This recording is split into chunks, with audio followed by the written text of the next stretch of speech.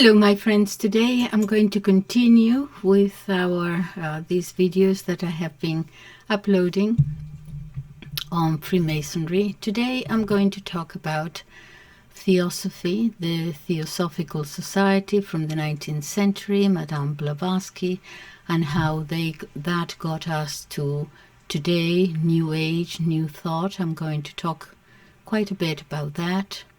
And then I'm going to rejoin it by going back to the rituals of Freemasonry that I touched upon a little bit on the previous videos, but I'm going to go in a little bit more detail today.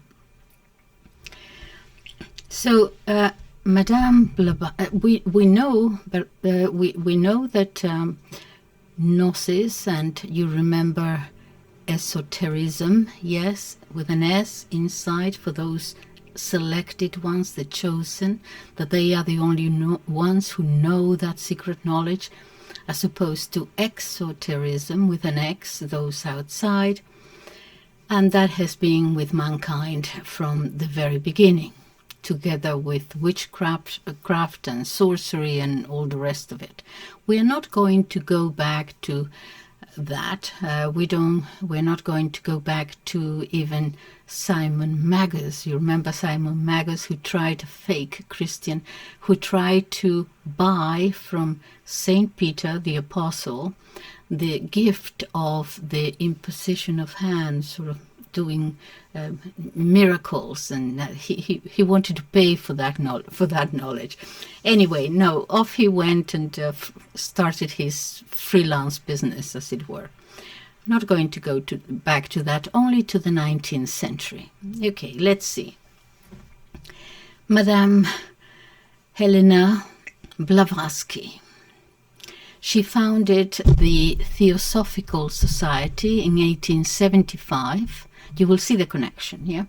In 1875 in the United States. First, what is Theosophy? Well, according to the Encyclopedia Britannica here, I think, is Theosophy is a philosophical and religious system, religiosity system, that combines mystical insight with teachings about the world and divinity. The word comes from the Greek words theos, God, and Sophia, wisdom. So you have Theosophical Society. Theosophy is based on the belief in a universal principle that is fundamental to all life. Some of its ideas include mystical experiences, emphasizes mystical experience, esoteric doctrine, supernatural occurrences, believes in reincarnation, which is a cycle of birth and life and death and rebirth into another body. Karma, which is a Theosophy, teaches that the law of karma, of cause and effect, rules the cycle of reincarnation. Oneness, Theosophy, teaches that all people are one under a mystical force. We're going to see it again in New Age, this cosmic energy. And enlightenment, of course. Theosophy teaches that the goal is to consciously realize oneself as an integral part of the one, the whole, yeah, which is known as enlightenment. Okay, so Madame Blavatsky is the founder, the most important figure, perhaps the most important figure of modern occultism, because she is actually the precursor of the New Age where we are today, and of all very much anti-Christian esotericism. She was born in 1831 in Ukraine, in Russia at the time. She married at the age of 18 with a very old gentleman, General Blavatsky, but after 3 months she left him. She actually fled. Okay. She worked as a spiritualist medium from then on. She said in her autobiography that she had been in the Tibet between the years 1851 and 1858, where she had received the knowledge of the Great White Fraternity. More about that later at the end. I'll explain what that is. These 7 years in Tibet, they were very important that she emphasized that she spent 7 years, because they followed the traditional belief according to which this is the required time for initiation. The initiation of the candidate into esoteric mysteries. When we deal with Madame Blavatsky, sometimes it's difficult to know what is true and what is not true. What is a lie? She said that she did travel. She went to Italy, Russia, England, India, Canada, Mexico, Egypt, but the time in Tibet seems to be the other ones perhaps, but this one, the time in Tibet, I think she needed those 7 years of initiation. There is no evidence at all for this. It seems to be an invention. But anyway, she said she made a series of initiation trips, her words, that took her to places in the East, Egypt and Turkey and Tibet. In some of these journeys, Blavatsky was accompanied by an American explorer and naturalist, Albert Leighton Rawson, a Freemason, who was also very interested in all topics of esoteric knowledge. Madame claimed to have later embarked on another more important journey, on a spiritual search under the leadership of a Hindu master who appeared to her in visions since she was a little child. She had been having these apparitions, these visions, and with whom, believe it or not, she actually came across him one day in London while she was taking a stroll with her father. This teacher was known among the Theosophists by the name of Master Moria. Okay, so all this is Helena's testimony, Blavatsky's testimony, but there is no further evidence of this. We know this by her autobiography. Now enter James Randi.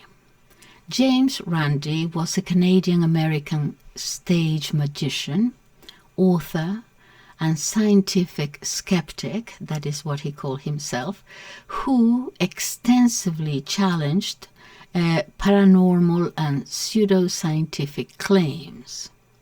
He was the co-founder of the Committee for Skeptical Inquiry and founder of the James Randi Educational Foundation. He actually died in 2020, the 20th of October of 2020, aged 92 years. Anyway, he was an investigator of paranormal frauds. And he stated in his books, in his Encyclopedia of Frauds and Deceits of the Occult and the Supernatural, he stated clearly that Blavatsky had played,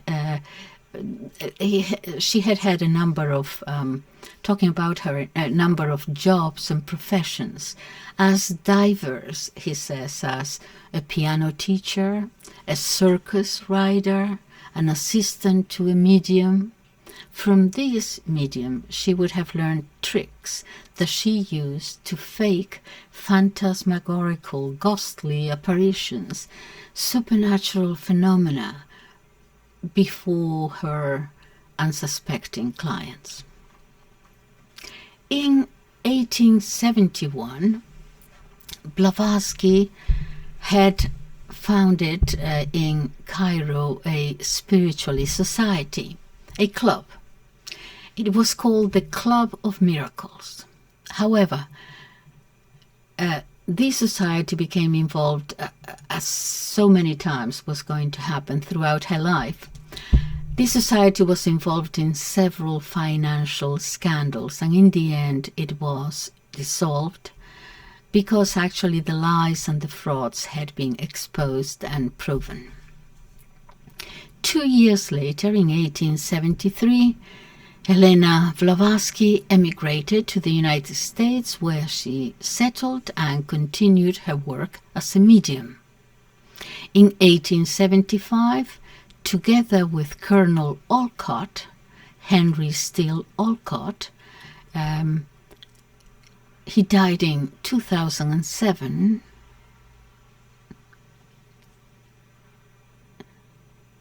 Sorry, 1907, it has to be 1907. Okay, so he was a Freemason and always in charge, leading her operations according to the guidelines of her supposed teachers, received telepathically, and she founded in the US the Theosophical Society to spread this knowledge that she was receiving, a knowledge that, according to them, would forever overcome that dichotomy between science and religion, and would leave behind traditional beliefs forever. And this was based on a secret knowledge coming from, mainly, she said, from India. Later, both Helena Blavatsky and General Olcott transferred the headquarters from New York to Jar in the Punjab province of India, where the society went from then on to grow and develop and became very well known and very famous. Colonel Olcott, as the president of the society, wanted a greater connection to Buddhism, which he had always admired. He had studied it and carried a lot of work in many countries like Ceylon, now Sri Lanka. But there were disagreements and divisions which would always affect the Theosophical Society in a very destructive way. For example, Anne Kingsford, president of the society in England. Let me tell you a little bit about her. Anne Kingsford, president of the society in England. She was, according to Britannica, an English anti-vivisectionist, a proponent of vegetarianism, and a women's right campaigner. She was one of the first English women to obtain a degree in medicine after Elizabeth Garrett Anderson, and the only medical student at the time to graduate without having experimented on a single animal. She died in 1888, age 41 years. And she was going to enter into, I'm sorry, I'm giving you a few names here, a conflict with an important author, Alfred Percy Sinnett, who wrote a book, The Occult World. It's a book originally published in 1881 in London, and a book completed by a member of the Theosophical Society, Alfred Percy Sinnett. Now, why do I mention him? Sinnett, Mr. Sinnett, author of This Occult World in 1881, he also defended a more Buddhist vision of theosophy, something that for Anne Kingsford, the president of the Theosophy Society in England, as I said, and her partner, Mayland, went against what they wanted, which was a more Christocentric vision, Anyway, there were contradictions within the society between Eastern occultism and against Western esoteric mysticism. Different sensibilities, divisions, schisms, and so on, that would weaken the society many times. There were many of these.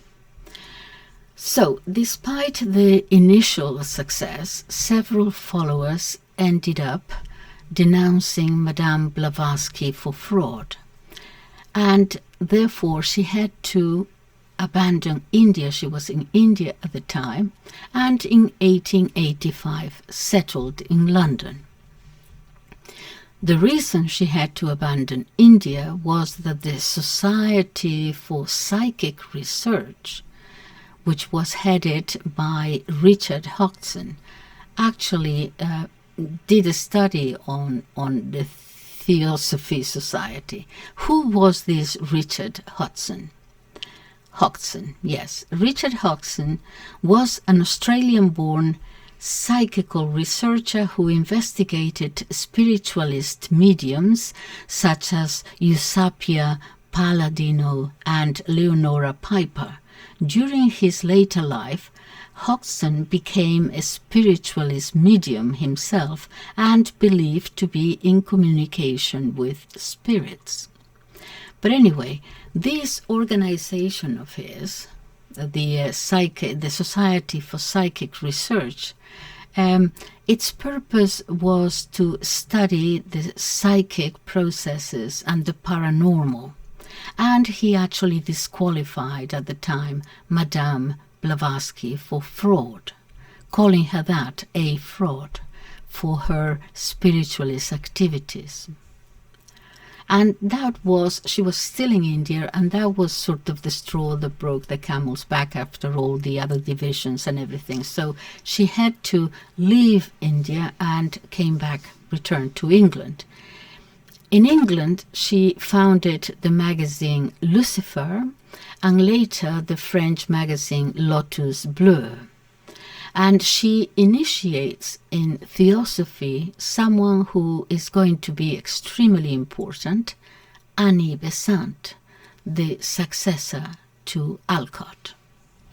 Annie Besant, she died in 1933, was a British, the Britannica tell us, was a British socialist, theosophist, Freemason, women's right and home rule activist. In May 1891, now alone, Madame Blavatsky in her residence in London, she was now an alcoholic. She had been abandoned by the majority of her followers. She died in 1891. Her better-known books, always bestsellers at the time, are Isis Unveiled and The Secret Doctrine, books which are particularly difficult to read and very arduous and complex comprehension. Now, with Annie Besant, the second generation of the Theosophical Society begins. She succeeds General Olcott in the presidency of the society and devotes herself very much so to making it grow, consolidating it, and so on. She is very politically active, a Freemason. She's an intellectual. She published about 70 books. In India, actually, she worked a lot in different social and educational causes. But she's going to come across and meet another very singular character, an old Anglican cleric, Charles Leadbeater, who is going to play a pivotal role in the promotion of the society at first and its growth, but nevertheless will bring scandals, and these scandals are going to discredit the society. Now, who is this Charles Webster Leadbeater? Okay, the Britannica says he died in 1934. He was a member of the Theosophical Society. He was a Freemason, an author on occult subjects, and originally a priest of the Church of England. His interest in spiritualism caused him to end his affiliation with Anglicanism in favor of the Theosophical Society, where he became an associate of Annie Besant. He became a high-ranking officer of the society and remained one of its leading members until his death in 1934, writing over 60 books and pamphlets and maintaining regular speaking engagements. That is what the official Encyclopedia Britannica tells us. Now, this Leadbeater fellow, friend of Annie Besant, the president, in 1909, he tells us he contemplated the aura coming out of a young Hindu child playing in the beach. The aura was evident. The child was called Yidu Chrisnamurti. And he says upon contemplating this aura, he recognized immediately who would be the next incarnation of the new teacher of the world, the new Messiah. And so, with Annie Besant, he then created the Order of the Star of the Orient, with the purpose of meticulously preparing this boy, whom they took away from his family and his country, to prepare him for this world mission.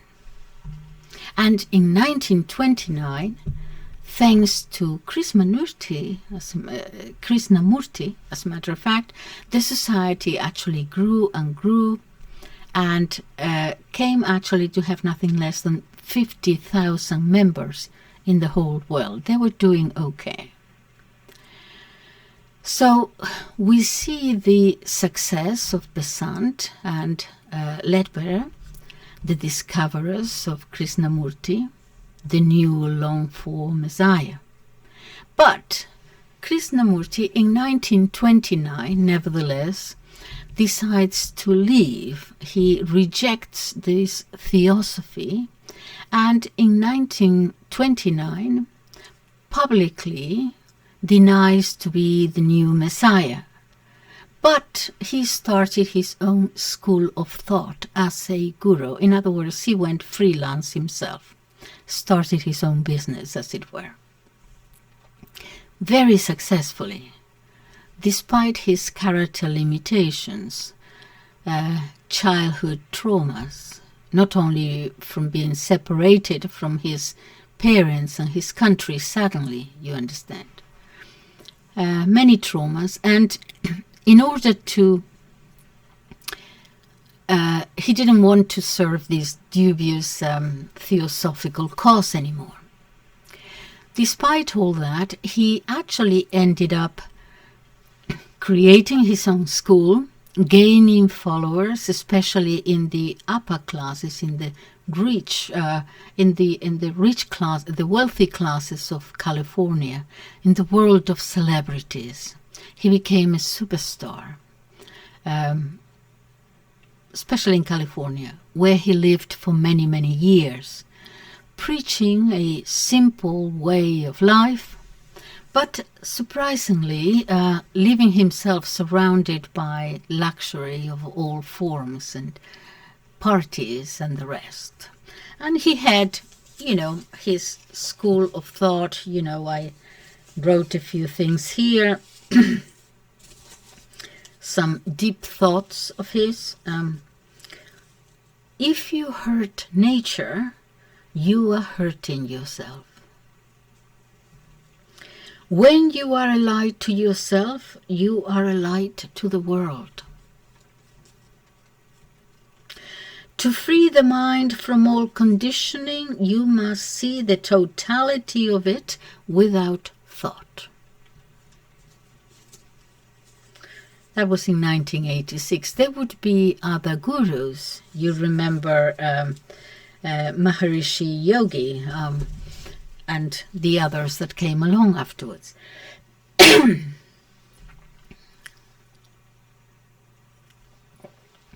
Now, Leadbeater, his discoverer, the former Anglican clergyman converted to Theosophy, was, again, would you believe, expelled from the society, accused of immoral acts with adolescents. When Olcott died, Leadbeater was readmitted to the society through his friend Annie Besant, who was the new president. This generated stir, there was a new schism, several branches left, they didn't want him there, and many Theosophists watched with concern how Besant and Leadbeater actually went in a sort of a different direction, perhaps very much more sexually explicit. They would do theatrical representations with costly rituals, costumes, showy ornaments. They would give themselves ridiculous titles. The whole thing was becoming pure display. And some followers actually had thought that was, they joined because it was something serious. So, not surprisingly, therefore, Rudolph Steiner, from the Theosophical Society in Germany, left with all the German branches in 1913 and founded a new sect called Anthroposophy. Every man, everybody, each individual being has a divine essence. So, not that God is within you, but you, as you will see in New Age, it ends up being everything is God, you are God, divine. So you see a part of nature which is divine, so you see already a pantheistic background here. Again, an esoteric doctrine, and they copied the symbols and the doctrines and the rituals of Freemasonry. Now, believe it or not, there would be a third generation of characters related to Theosophy that started their own movements, their own schools, esoteric schools. This was the case of a Gurdjieff. I will write the names down in the description box. Remember always to check the description box. Sometimes I give you a link there for something. But anyway, this was the case of Gurdjieff. And Gurdjieff was kind of a mixture of, a guru and a carpet merchant, a singular character, kind of mysterious, oriental looking, probably from Turkish, European background. His looks, especially for the ladies, they felt that he radiated a power, safety and security, authority. They said that he had a perturbing feeling of, he had this dominion over others. Something occult, something hidden, something was veiled. He had this power of somewhat hypnotizing his followers. That is how some women saw it. In fact, he was short, with a huge black mustache, dark skin, curly hair, dome skull and penetrating eyes. That is how he's described. And he wore a fez. Now, I had to look this up. And the word fez translates to a brimless cylindrical hat with a flat top and a tassel. That reminded me of, what is it, Terry Cooper, was it? The one with the hat and the tassel? The comedian? Terry was? No. I forget his name. Anyway, you remember him with the hat and the tassel here. Okay, so that is what he wore. Typically a tassel, typically the hat, typically made of red felt. It is commonly worn by men in Eastern Mediterranean countries. The fez is also known as the tarbush, which comes from the Arabic word tarbus. Okay, in the 19th and early 20th centuries, the fez was the national headdress for Turkish men. Okay, so that is what he wore. So he had this aura of, exotic, I suppose, for the ladies.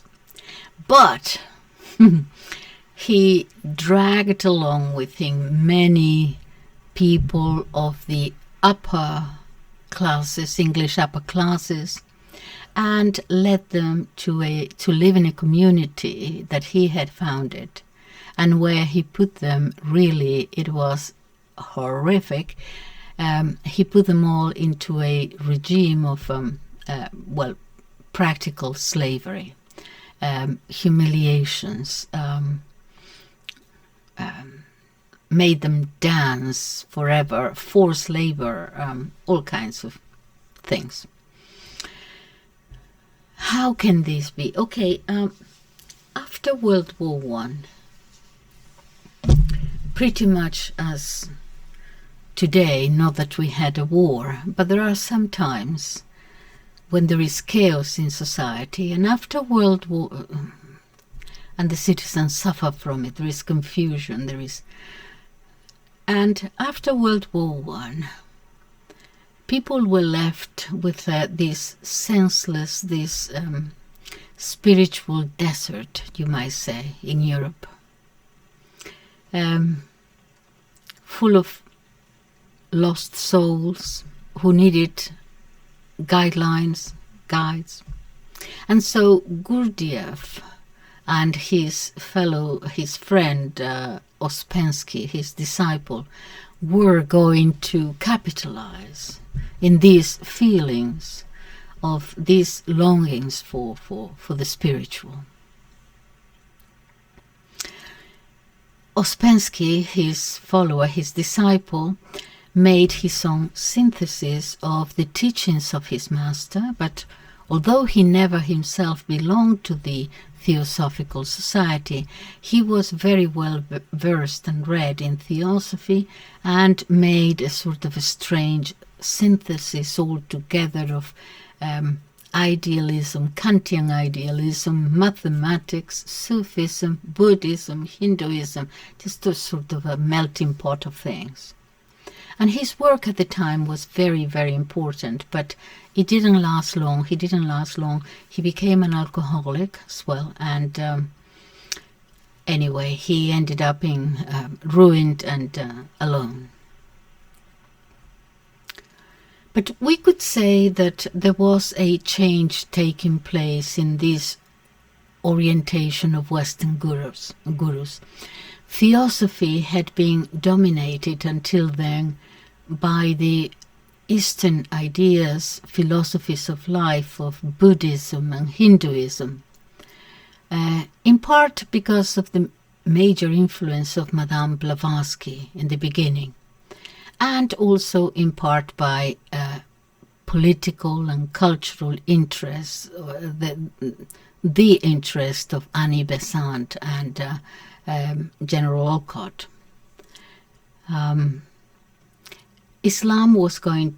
Teachings from Islam were also going to be brought in the form of Sufism, which was going to play a growing role in the new proposals by the Western gurus. There is a very influential French philosopher, Rene Guenon. He studied Theosophy. He studied all the religions of East and West. Very learned man. He ended up, just before he died, converting to Sufism. But there was a long search there, long research too, and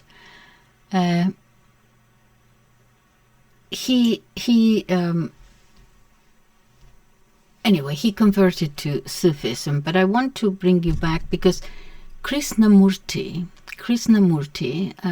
survived them all. Krishnamurti, that with, you know, the aura as a child, okay, the great Messiah. By the late 60s, he was the fashionable guru among the beautiful and the wealthy crowd. And, as I said, was able to rid himself of what he considered ridiculous theosophy, and actually was going to emerge as the new guru of the new age, of new thought. So here is the connection between the old theosophy and new age that we're going to see in detail in a moment. There are two paradoxes here that make him a little bit, shall we say, interesting. He pretended to be a simple man, a solitary man in search of illumination, but was continually surrounded by people, wealthy people, the elites, parties of the social elite. He preached the unreality of things, the things of this world, of material things, and the need to free oneself from all these chains. But he was well chained himself to the world and its many pleasures. He was willing to distance himself from everything except from the rich and the powerful and the privileged in California. His biographers, including his daughter, daughter adopted,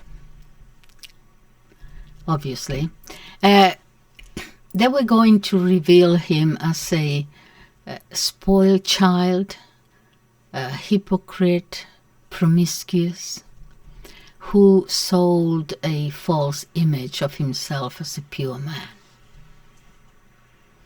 Okay, so he was going to be the new age guru, but Theosophy went through several crises, although its influence, in spite of all these crises, actually reached the Third Reich in Germany, where many high-ranking members of the party declared themselves followers of this doctrine. Let's look at the Theosophy fraud. There are two books. One by Peter Washington, Madame Blavatsky's Baboon, and Western Gurus. And this other by Rene Guenon that I just mentioned, the philosopher, the French philosopher, on Theosophy, a history of a pseudo-religion. It's very interesting, this book. He says after much research, he calls it all a sort of a diatribe, Blavatsky and her pseudo-religions. He said what they did especially was, his words, to hide Theosophy, to hide their deeply felt hatred of Christianity. This, they were trying to confuse the whole thing. And he quotes from them, our purpose, he said, of the Theosophist, or their purpose, was never to introduce Buddhism as such, but to remove Christianity altogether from the face of the earth. Now, New Age. So we saw in the previous videos Gnosis, occultism, all that, secret doctrines or pretended secret doctrines. And we also talked extensively about Freemasonry. New Age is the bringing together of all these esoteric, all these Gnostic practices from the 19th century to into the 21st century. It is like a new supermarket of spirituality, of Eastern secret doctrines. It is difficult to define it. It is very diffuse. It is a sort of a it's a fog. It's rather nebulous. A difficult topic. But it is not, this New Age is not necessarily a fashion that will just disappear next year. No, it's not a fashion. It is not a movement, not a sect, not a religion. It is a very complex and elusive topic. And I say this because it's something that is being used to undermine, to address the spiritual needs of people whose religion has been taken away. They were brought up with no religion, and there is a spiritual need there that they need to fill.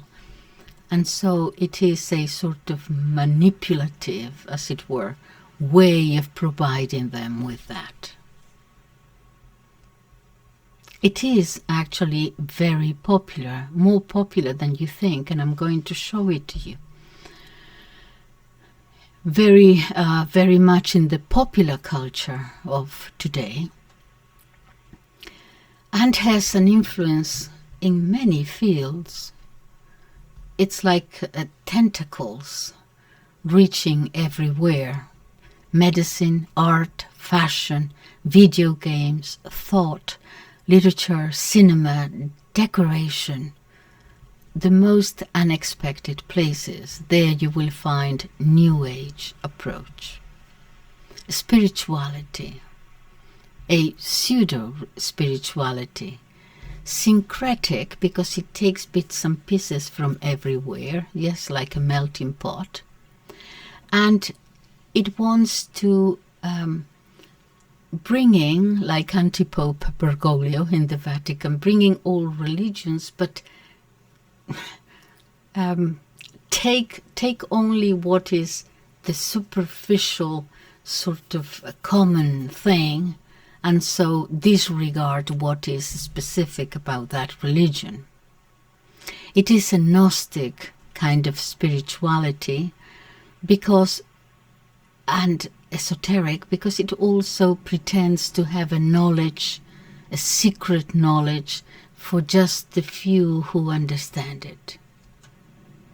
And it is perhaps the appropriate spirituality for today's man, for the globalism of our day. It is the global religiosity for the global governance. It is a supermarket where you go in, the supermarket of spiritualities, let's say, where you go in and you choose what you want, because whatever you want is going to demand nothing of you. It is the religiosity of modern man, who wants no complications, no commitments, who doesn't necessarily bother about the community, only to perhaps express himself,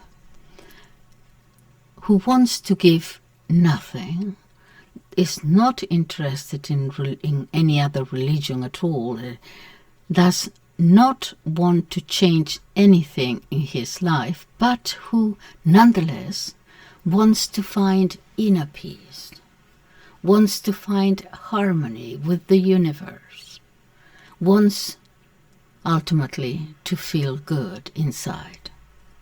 And that is what New Age is, and it has many, many manifestations. Marilyn Ferguson, author of the book The Aquarian Conspiracy, which is like sort of the Bible of all this, says how, well, the word conspiracy, he uses it in a different sense, in the sense of all breathing together. I don't know why he chose why she chose that word, but necessarily that is the way she uses it. But it is an idea inspired. It's not an original idea of hers. It's an idea inspired by already people had written about this by, for example, the theologian Teilhard de Chardin. And to express a vast network of people, of institutions also, who seek profoundly transform human coexistence according to that paradigm of the New Age. The name itself, New Age, comes from an occultist, an atheist, Alice Bailey, who was the third president of that Theosophy Society that we talked about earlier. At the beginning of the 20th century she was. The first, you remember, was the ineffable Helena Blavatsky, the charlatan perhaps, and its latest representation, perhaps the one today, would be perhaps the omnipresent, self-appointed, omniscient, perhaps Oprah Winfrey, who I hear was always doing television shows in her television channel on this New Age spirituality. There is a manipulation here, manipulation of language especially. The actual semantic meaning, the words used, the vocabulary, the use of Christian words, the use of Christian concepts, the meaning of them is disrupted, is changed. Don't be surprised, because that's actually what happens also in politics. Yes, it's the same thing. Compassion, solidarity, all these things, the divine, yeah, all together, that kind of thing. Well, who can be against that? So this attracts many good, honest people who hear these words, hears words like miracles and meditation and angels and Christ himself, and they believe there is nothing in it, nothing wrong in it. There has to be some sort of Christian something, aspiration there. So, because they're going to, you see, the word for this God, this energy, yeah, the old Masonic word of the architect of the universe, that is not going to sell. That is a little bit outdated, yeah. No, you need something else. So they actually end up talking about Christ. But not Christ, the Jesus Christ of the Gospels. That is why when people hear Christ, they say, well, perhaps there is nothing wrong with it. No, they speak of Christ as that cosmic energy, an energy. Yeah, so this is obviously blasphemy, this is obviously heretical, but people hear these words and they suppose that there is, a different way of looking at it or something, unsuspecting, manipulated.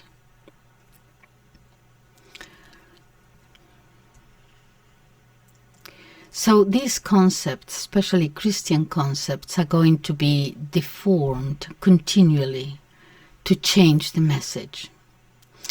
It speaks of prayer, for example, and it speaks of perhaps not so much prayer, but meditation. But not meditation, what is wrong with meditation? Nothing at all. But it's not that Catholic Christian meditation, yes?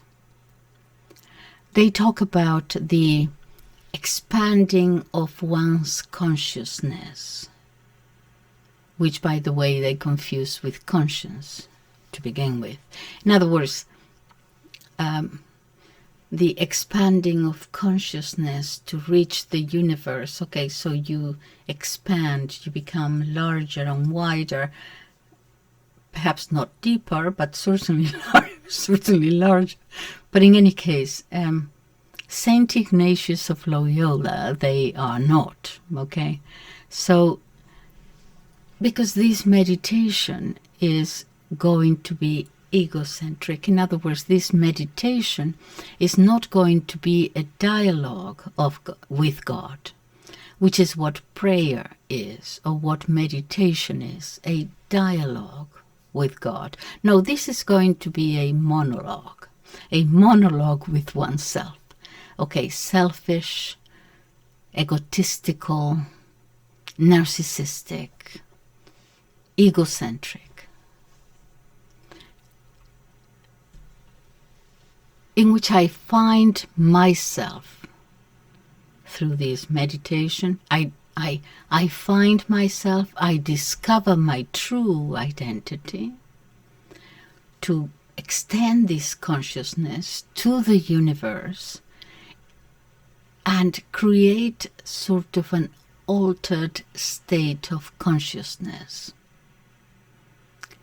Sometimes they go to retreats. Yes, we use retreats for meditation. Well, they are in fact, seminars or talks, yes, using Christian concepts many times.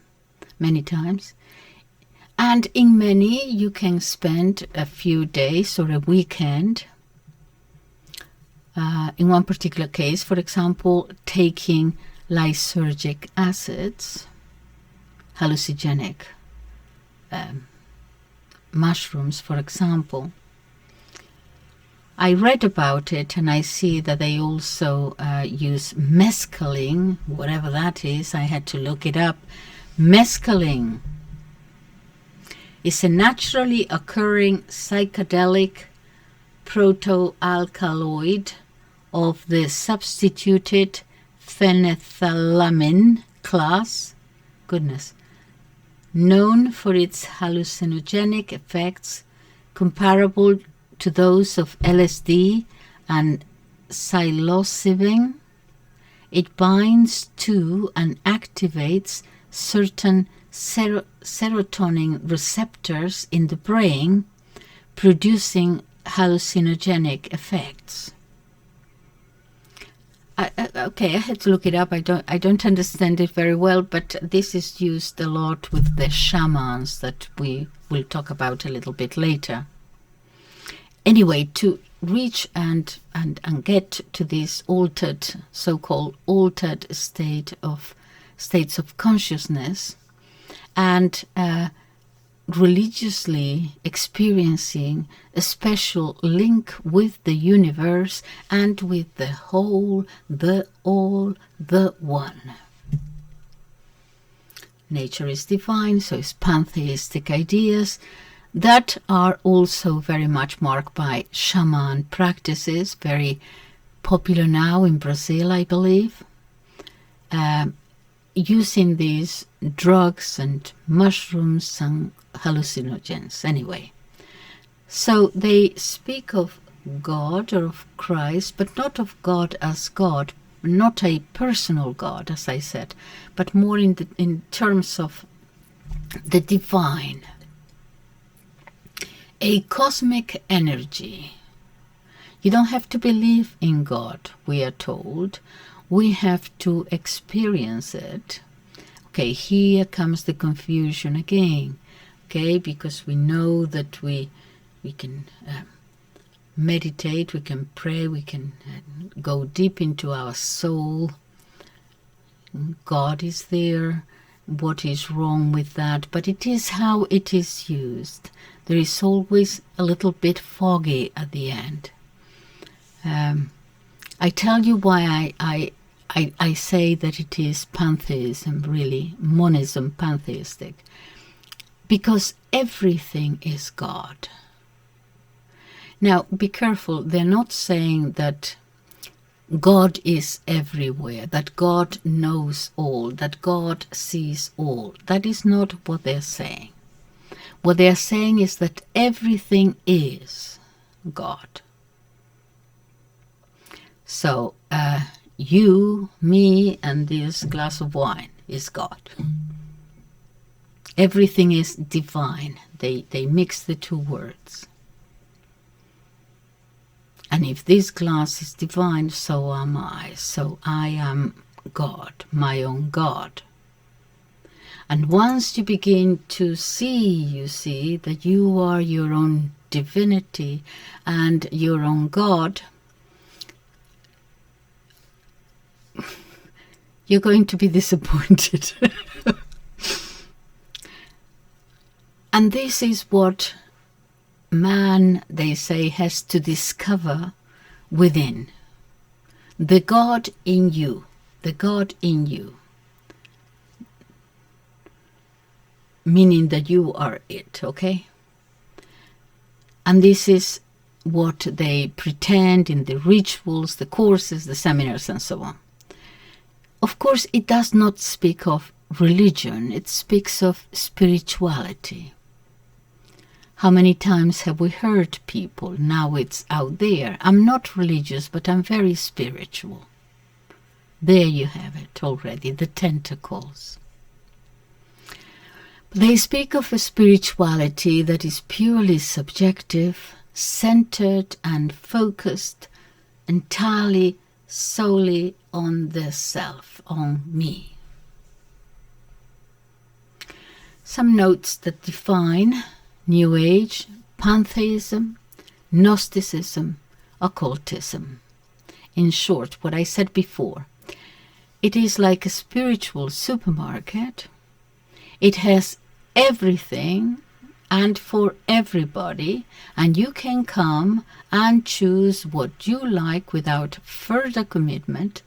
Each one in some way makes his own. You purchase this, you get this and that, and then with all those little bits and pieces, you make your own religion according to your liking. The code of values, if there is such a code of values, would be totally subjective. Egocentric, as I said. And there is an Argentinian writer who wrote on the subject.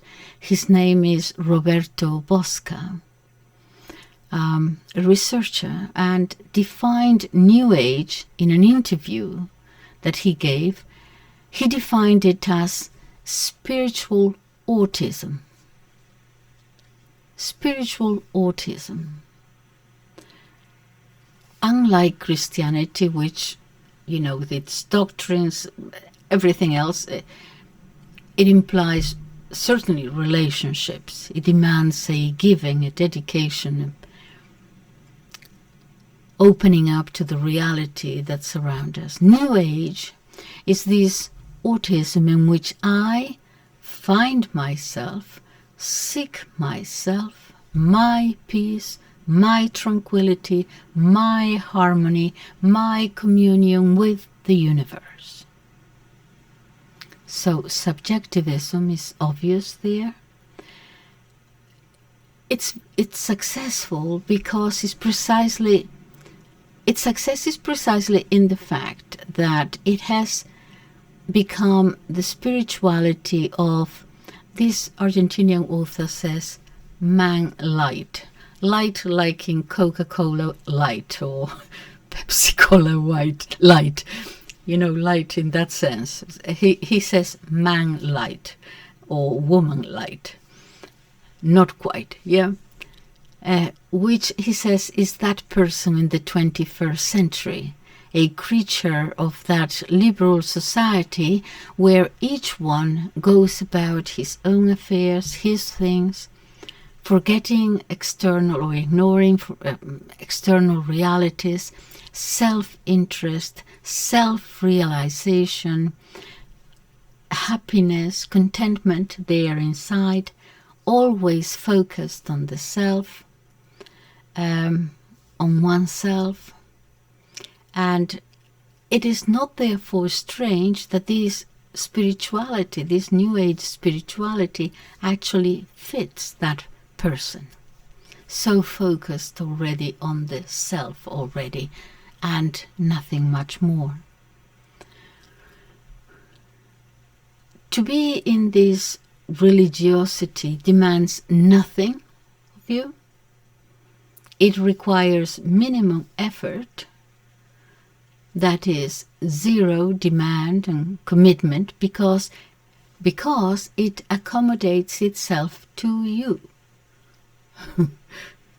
Okay, I make my own religion, and that religion accommodates itself to me, the self, without asking for any change in me. So the self is the center of this spirituality.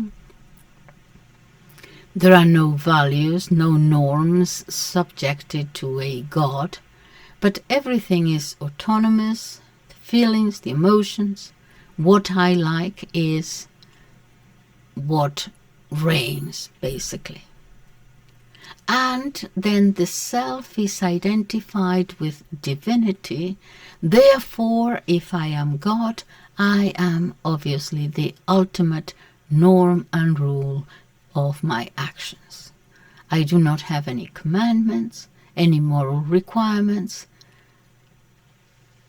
I don't have the time to go into it, but it goes very much to the mind-body dualism too of Hinduism, of yoga, yeah, to that of that the soul is immortal in the in the cosmic, transmigrates nevertheless into another body at death, and except for those who have understood the true teaching, those select ones, yeah.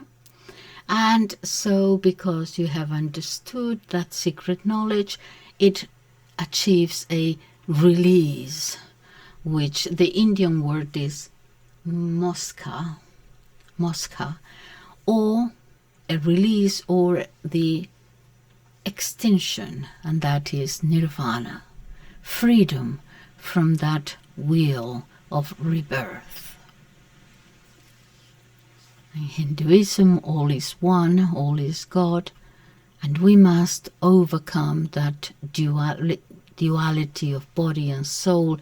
I don't want to get too much into that at the moment. So, an exercise now. I'm going to give you a long list that is going to tell you what I'm talking about here. So let us go into that supermarket of religiosities and see what we find there.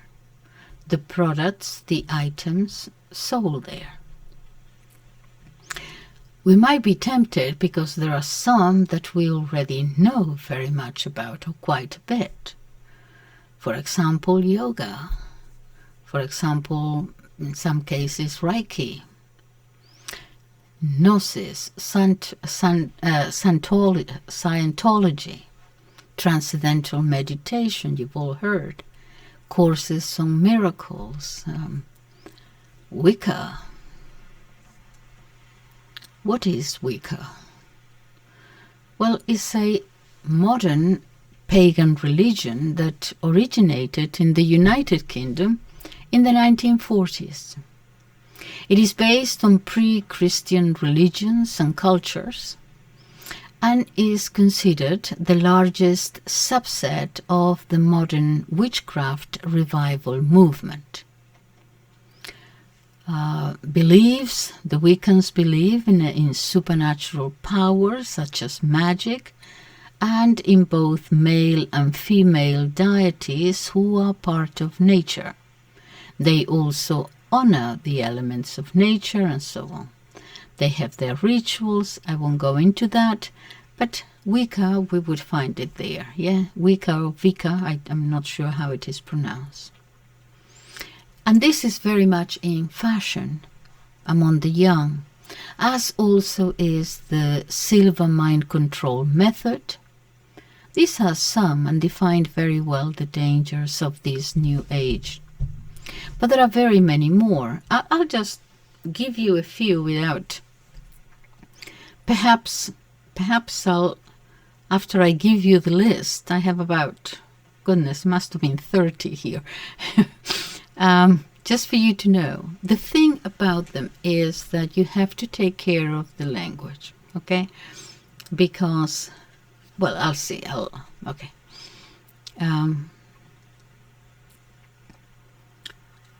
Okay, just a list. Neo-paganism, Hinduism, energies, amulets, Bach flowers. You can say, what's wrong with flowers? There is a theosophy behind it. These are tentacles.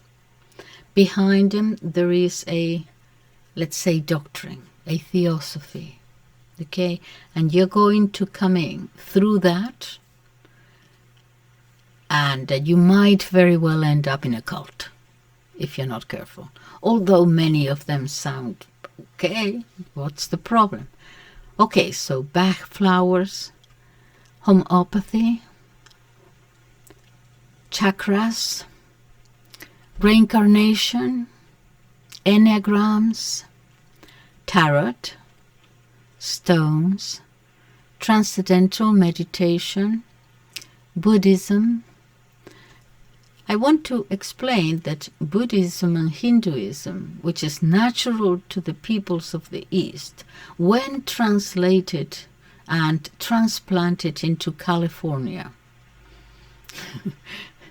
they may not be the same thing, not with the same understanding of people who perhaps never, they are there immersed in their own vulgar wealth, but they've never read the book, perhaps The Life of Elvis Presley or something. But there they are, okay, so they're not going to, the transplant is not going to be a perfect one. So, Buddhism, relaxation. What's wrong with relaxation? Angels, holism, the age of Aquarius, Scientology, syncretism, esotericism, Ouija, occultism, mediums, universal masters. These are all parts of different religions that you can choose. Theosophy, obviously. Alchemy, no, it didn't go away. The Wicca rituals, magic, tattoos have a meaning. Zen has a meaning. Rosicrucianism, Tao, rebirthing, therapies, mantras, expansion of consciousness, millenarism, astrology, not astronomy, astrology, harmony, chromotherapy, avatars, Sufism, the Kabbalah, Nirvana, transpersonalism, Hermetism, Pachamama, Gaia, sophrology, visualization. What's wrong with visualization? This is used very, very successfully with sports people. Yes, who when they have to jump, part of it is visualizing yourself actually, gaining what you want to achieve. Nothing wrong with that. Well, not in this new age thing with its interpretation. So, sophrology, visualization, Ayurveda, acupuncture, primordial sounds, meditation, mantras, Hellstatt, Machu Picchu, Lemuria, Atlantis, Akashikos, channeling, chiromancy, the Mayan calendar, regressive therapy, prana, anthroposophy, bodhisattvas, planetary conscience, bioenergetics, biofeedback, quartz, crystals, pendulum, the fourth way, the shamans, Santeria, Spiritism or Spiritualism, Feng Shui, the Great White Fraternity, Karma, Kundalini, macrobiotic diet, Mandala, the Silva method, organ energy, New Acropolis, parapsychology, telekinesis, new thought, positive thought, polarity therapy, shiatsu, familiar constellations, prana, satori, veganism, vital body, to name a few. Of those things you can pick and match, yeah, and create your own religion. The list is not exhaustive. All these products and many more you will find in that supermarket of New Age. Choose whichever you want and build your own religion and your own spirituality for your own private use, exclusive use. And so this is what New Age proposes, this new religiosity of globalism, and it is far more extended than you may think. Let me go here. If you find that, like me, many of them you had never heard of or what is wrong with them, I just go through just a few, the ones that perhaps you've never heard of, I am assuming, okay? So, for example, the Bach flowers. What is that? So, Bach flower remedies are a series of diluted flower essences created by the English homeopath Dr. Edward Bach in the 1930s. Okay. What they are solutions of brandy and water with extremely diluted flower material. Each essence is made from a specific wild plant, tree or bush, and is said to relate to a particular emotion. Now here it comes. So Bach believed that flowers and plants contain energy that can heal emotional issues. And he claimed that the dew on flower petals retains the plant's healing properties. Clinical trials have found that these flowers are no more effective than a placebo. Most research does not support their use. Okay, so that's one. But you can see the moment you're talking about emotions and energies, you could be getting little by little into a cult. What are these chakras? Chakras are, everything is going to be kind of energy centers in the body that are a concept in many Eastern and spiritual belief systems. The word chakra comes from the Sanskrit and means wheel or cycle. So you can see are thought to be the spinning wheels of energy that life force flows through. Okay, there is a whole thing. I'm not going to read. Enneagrams it's a personality theory that classifies people into 9 types based on their strategies for relating to the world. So each type has a core belief about how the world works, which drives their motivation and fears. And then there are diagrams and things, okay? And they have wings. And the Enneagram is popular in spirituality and business, but it is not widely accepted in evidence-based psychology. Okay, let's move on. The Ouija. The Ouija board is a flat board with letters, numbers, and words that's used to spell out messages during a séance. Okay, it comes from the 2 words in French and in German, oui and ja. So you all know what that is. There are many exorcists and priests who say be careful with all these entrance points. You certainly can attract spirits. And what type of spirits? The Wicca rituals are a combination of practices that honor the elements of nature.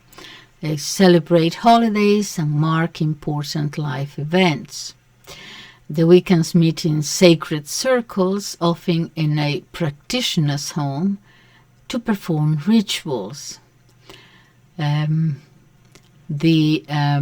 Wiccans celebrate 8 Sabbaths, which occur on or near the solstices, equinoxes, and cross-quarter days, blah, blah, blah. Okay, I'll move on.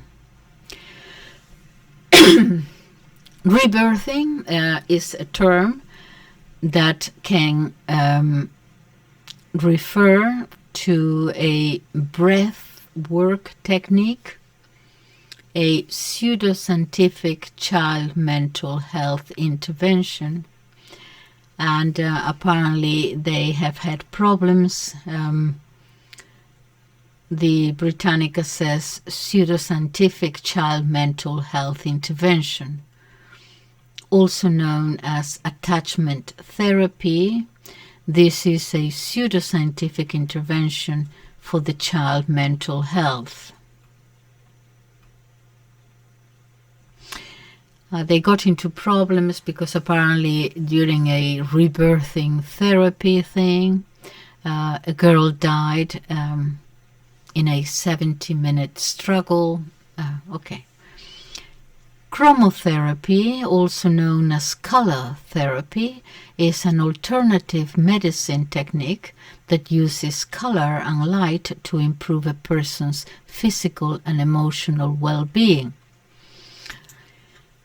Okay, colors now. Well, I remember one of my nuns always said that when your eyes are tired, look at something green, like, grass and things, that it rests the eyes. Perhaps there is something in them. Okay, I'll move on. Transpersonalism, extending beyond the personal or the individual. It can also refer to a psychological perspective that focuses on the human being's potential for transformation and holistic nature. Okay. Hermetism, of course, is a philosophical, religious tradition. Hermetism and the Illuminati. That includes esoteric knowledge, such as alchemy, astrology, theurgy, the seers. And okay. The Pachamama, famous because the anti-pope in the Vatican brought it in and they all sort of worshipped it. Pachamama is a goddess and spirit of the land that is central to Andean and South American cultures. The word Pachamama comes from the Quechua language, where Pacha means world and Mama means mother. Oh, okay. She is the goddess of fertility, the giver of life, and the sustainer of life on earth. Oh dear, oh dear. Okay, never mind. Gaia, of course, is the earth. What else? Sophrology is a mind-body technique that combines physical and mental exercises to help people achieve a relaxed body and alert mind.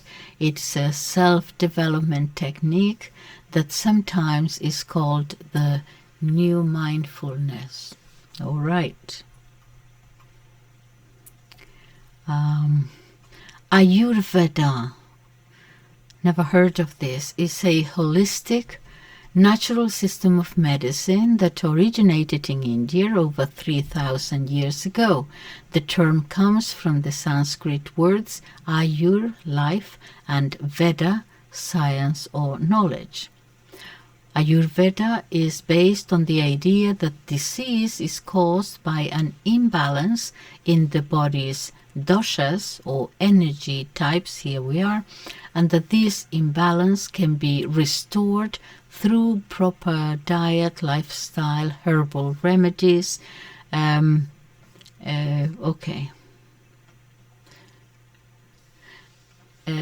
The Ayurvedic practitioners believe that every person has a pattern of energy that is determined at conception and remains the same through life, and so on. Okay.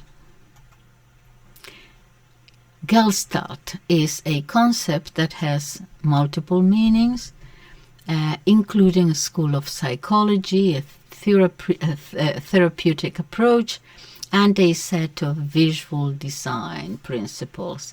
So in the, let's see, in psychology is a school of thought that suggests that people tend to see things as a whole rather than as individuals. Here we are. Don't look at yourself in the cosmic universe. Okay, so that's Lemuria and Atlantis is those two lost continents, whatever. Look it up. I will put Lemuria I will put it down in the description box. Akashicos, goodness, what is that? In occultism, the Akashic records are a collection of all events, thoughts, actions and feelings that have ever happened and are said to be imprinted on the astral light or Akasha. And the word Akashic comes from Sanskrit and loosely translates to ethers, that which holds all. That is where I'm aspiring. Okay, lots of info here. Chiromancy is really palmistry, you know, reading the palms, the lines on the palms of your hand. The Mayan calendar, okay, whatever that was. The aura, you remember, is in spiritualism and some forms of alternative medicine is something supposed emanating, surrounding the body of a living creature, and they regard it as an essential part of that individual. Anthroposophy, is a spiritual philosophy and science that combines practical science with spiritual awareness. You see where I'm going? Everything is kind of the same. Just one more, the Bodhisattvas. In Mahayana Buddhism, a Bodhisattva is a being who has achieved enlightenment and is dedicated to helping others attain it as well. Okay, so you are one of the teachers then. That is okay. Okay, I don't think I will bother you with any more. Okay, so I'm going to move on, because otherwise this is going to be too long. So you see that this new age, this new era of Aquarius, because the era of Pisces is gone. Pisces, the fish. You remember the first Christians with the fish? Okay, that is gone. Christianity is now over, they believe. We are entering now a new era, we are surpassing Christianity. We are entering Aquarius.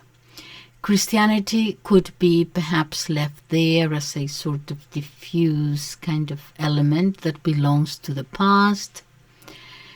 Now Christ, as I said, has been turned into this cosmic Christ, an energy, and all that is not liberating in the end.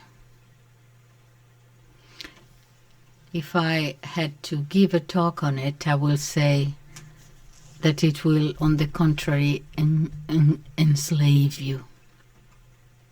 But since I mentioned Christ, I want to go to the third thing that I wanted to talk to you about today. Since the name of Christ is being used, let me enlarge a little about those Masonic rituals that I touched upon in earlier videos, but I'm going to explain it here in a little bit more detail. This is because I have watched a conversation, an interview with an expert on these rituals, written many books. He's actually an expert, and he's a professor of history. And Professor Barthelan will put his name and his contributions down below. And he was telling this story, which I found interesting, and I wanted to relate it to you. He said that he was going to give a conference. At the last minute, they called him to talk about this, the Freemasons. And he said, fine. They explained to him, how the format was and so on. He said, fine. He was leaving the house, and his wife said to him, okay, take all these, the rituals and all these when they are initiated. And he said, no, it's not necessary, because it's just going to be, a few people, gathering of friends. I don't need to take all the documents that he has when he gives a serious lecture or a seminar or something. He said, I'm not going to need all that. And his wife said, well, take it all the same. You never know. And he said, okay. So off he went. And I'll tell you what he says, because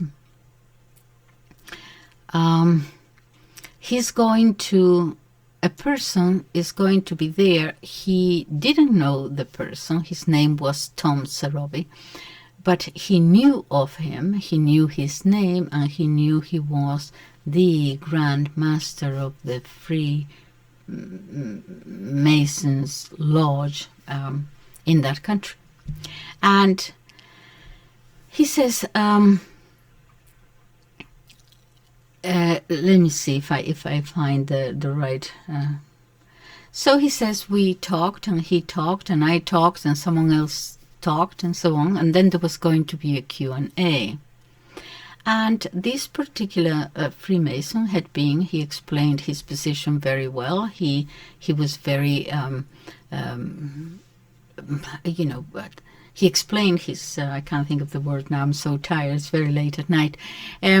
He explained his position very well. He said that it was thanks to Freemasonry that we have freedom and democracy in the West, that if ever a king sat at the same table with his subject, it was because of how Freemasonry had brought democracy. He was very articulate. He made his point very well. He said, okay, and then it was his turn. He spoke about things. And then in the middle of his exposition, a hand went up, and I tell you what he says. He says, anyway, in my exposition, I made my case, explained, and read from all the official Catholic condemnations, made my case. And then a lady in the audience, the director of a university, where I had given some seminars, put her hand up and said, "Can you please read, those initiation rituals in one of those grades, I don't know that to say grades or degrees, I see both, that you read at one of your seminars in my university? And can you actually read them?" And it was actually the things that he had brought that his wife had insisted to bring with him. And we were all rather sort of stunned a little bit, but he said, yes, okay, I'll read it. Yes, I have them here. And so I read a few, and these are published in places where you know where to look. So, for example, in the grade 29 of the ancient and accepted Scottish Rite, which is used by the majority of the lodges, he said, I read it. And this is what the ritual is, part of the ritual. Baphomet, you remember the statue with the horns and the women's breasts and so on. Baphomet, androgynous god, the statuette, yes, enters the temple of the lodge, the reserve zone carried by the first vigilant or watchman, and by the second as well. That is, the two highest authorities in the lodge after the venerable master. And they carry the statue. And then, as I said in one of my previous videos, it is walked in a circular manner around the lodge, following the hands of the clock, that is, clockwise. As he passes, it is venerated, genuflection, there is a genuflection of all with the left leg, well thought out this. Then Baphomet is placed at the center, facing east. The candidate is taken in, blindfolded. When he is in front of it, the blindfold is removed, and he knows that his initiation journey has taken him to this point, and faces this representation of the bearer of light, or Lucifer, to continue the ritual. And it is now at this moment that he must choose between the two crosses. One, the Christian cross, or the crucifix, which for them is the symbol of death and destruction, according to the ritual wording, and the other cross, which is the cross of light and life. And this other cross is in the form of an X, an X-shaped cross, which is associated to Baphomet, who is the god of light, Lucifer. The choice of the candidate is manifested by now stepping on the crucifix with the left foot and then with the right in this order. And then once he has stepped on the crucifix, with his hands in the form of an X over his chest, he has to say that he consecrates himself to that other cross, the X. It is actually a consecration to the devil. Another ritual is that of the initiation into the grade or degree 6 of the Illuminati. And this is the same, similar, but perhaps a little even stronger. The candidate is placed standing behind the altar covered. The altar is covered with black cloth, red candles on top of it, and then lit incense. The mallet, okay, which is like it's like a hammer or the gobble, yes, that judges use, but it's equivalent to the gavel, but with two heads, and is used throughout ceremonies and rituals with which they mark time. Anyway, and with his hands upwards towards the sky in the shape of a V, says, these are the words, quote, to the glory of the great architect of the universe, Baphomet. That is, they identify the great architect of the universe with Baphomet. It is not anybody else's interpretation. They say it. And also to that glory of the unknown superiors and the order of the Illuminati. That is the words. Then the ritual continues as follows. He lowers, lower his hands, take the cross, the Christian cross, the crucifix. He takes the cross, throws it down onto the floor in front of the altar. He crosses his arms, the right upon the left, on his chest, in the shape of an X, takes the mallet in his right hand and proclaims, quote, may that cross, symbol of death and destruction, disappear from the world. May the light of Baphomet supplant it. Glory to you, Baphomet, the true God, the God of light and initiation. And this ceremony is repeated with the same gestures at the beginning of the initiation grade of the Illuminati, leader 9. Yeah. Okay. And so he continues the story. He says, so I read this, I went through several of them, and because this lady, I wasn't going to, but this lady asked me in the presence of this Grand Master.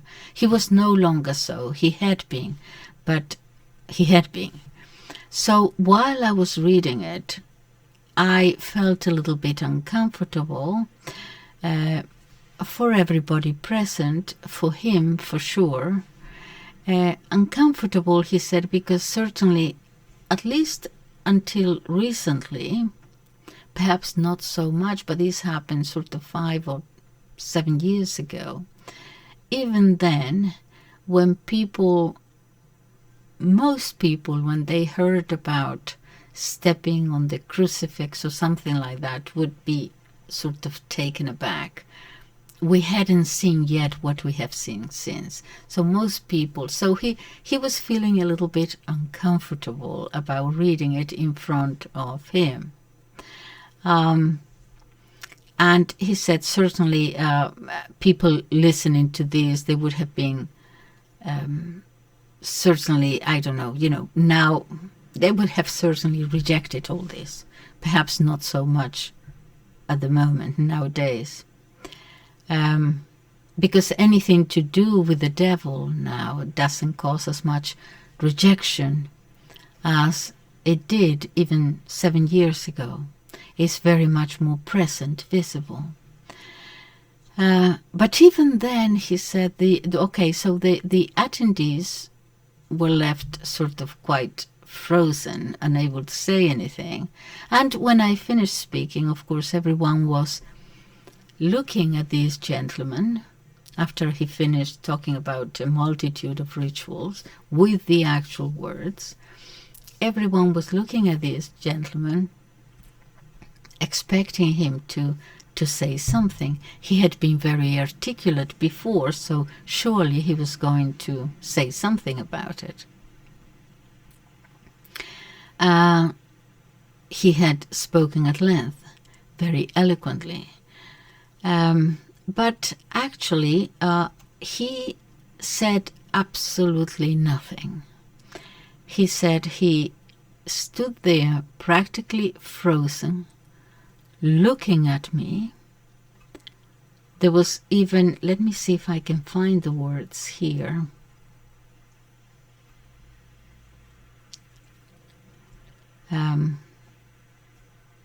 He said, okay, everyone is looking at him. But the thing was that after being rather loquacious in the previous interventions, after listening to me reading the rituals, he said absolutely nothing at all, nothing. And there was this silence, and everybody was looking at him, and he said nothing, and the silence continued, and it was all kind of a little bit uncomfortable. He remained staring at me all the time, even petrified, a petrified look in his eyes. But he said nothing, good, bad, indifferent, absolutely nothing, nada. Okay. And people there, and me, myself, he says, you see, I had, he explains, a certain doubt, not about the rituals. I knew that those rituals were true, but I thought that perhaps they were a little bit more ancient, and perhaps they had, I don't know, perhaps now adapted it a little bit or something like that. That was the only doubt I had. Not about their veracity, but just, perhaps they had changed them a little bit. But after I saw his reaction, I had no doubt at all that they are still carried out in that way. My doubt about it has totally disappeared. He spoke no more, nothing. It was really a dramatic moment. Then the woman who actually asked the question, he continues explaining in the interview, the woman who had asked the question came to me and told me, he said, well, you see, the reason I ask you to read it is because you always go in your seminars and talk and explain and quote from pontifical condemnations and so on. And she said, that doesn't do it, because you see, if all you say is that the popes have condemned it 100 times and, Freemasonry and so on, that doesn't help very much, because people think that perhaps popes are exaggerating, or perhaps they have this fixation with, the Freemasons for some other reason, and perhaps they've gone after them rather arbitrarily and perhaps even out of ignorance or whatever. And she said, no one's paying attention to you quoting from pontificals. He said that doesn't do it. And she said, and that is why I ask, because if people know what it is said, then they see why this sect had to be condemned. So so that was a good explanation, I suppose. Just tell us what the actual initiation ceremony is like, what they say, and so on.